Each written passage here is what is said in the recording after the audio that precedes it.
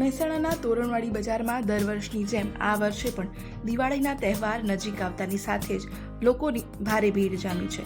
અલગ અલગ વસ્તુઓનું વેચાણ હાલમાં થઈ રહ્યું છે. રંગોળીના રંગ, મુખવાસ, કોડિયા, નાનખટાઈ જેવી વસ્તુઓની ખરીદી ધમધમતી જોવા મળી રહી છે. વેપારીઓ જણાવે છે કે ગયા વર્ષની સરખામણીમાં આ વર્ષે ગ્રાહકોની ભીડ પણ સારી દેખાઈ રહ્યો છે અને વેચાણ પણ ગયા વર્ષ કરતાં સારું થશે તેવી આશા છે. જાણીએ. મારું નામ મંગળભાઈ મફાભાઈ દંતાણી.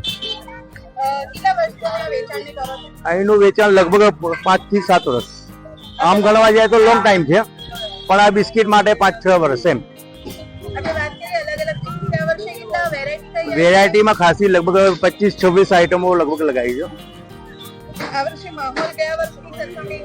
સારો છે, કેમ કે બધું હાઈફાઈ ક્વોલિટીઓ કરી આલી, ઉજાસ કરી આલ્યો છે, પછી લાઇટો પ્રસંગ બધું સારું વ્યવસ્થા ગોઠવી આલી છે.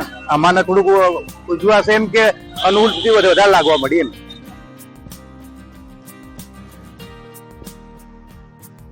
દિવાળીના તહેવાર પહેલા મહેસાણાના તોરણવાડી બજારમાં પ્રકાશથી ઝળહળતું બન્યું છે.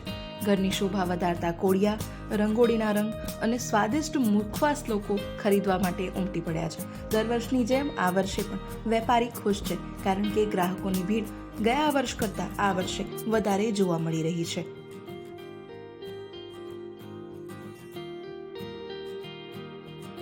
સારા વ્યવસ્થિત.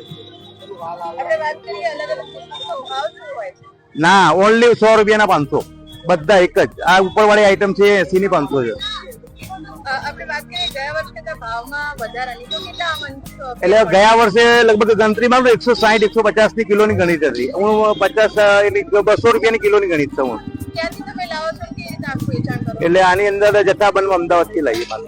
અમદાવાદ થી માલ લઈએ, પછી એની અંદર ખૂટતો કરતો માલ બીજો છે અહીંયા મહેસાણાનો સપ્લાય કરીએ. ગમે તે બેકરીમાં આપણે ભાવથી ખરીદી લેવાનું. એ રીતે આપણને 10-20 રૂપિયા મળે એ પ્રમાણે એડજસ્ટ કરી લેવાનું. એ પ્રમાણનું છે. ગયા વર્ષ કરતા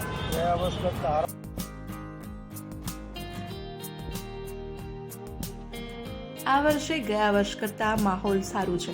આ શબ્દો છે બજારના વેપારીઓના. લોકોમાં ખરીદીનો ઉત્સાહ જોવા મળી રહ્યો છે. કોડિયા, બિસ્કિટ, મુખવાસ અને રંગોળીનું વેચાણ જોરશોર પર છે. ગયા વર્ષની સરખામણીમાં ભાવમાં 15% જેટલો વધારો જોવા મળી રહ્યો છે, પરંતુ ખરીદદારોની સંખ્યામાં આ વર્ષે વધારો છે. આ તહેવાર માત્ર પ્રકાશનો જ નહીં, પરંતુ વેપારીઓ માટે આશાની કિરણ બની રહ્યો છે.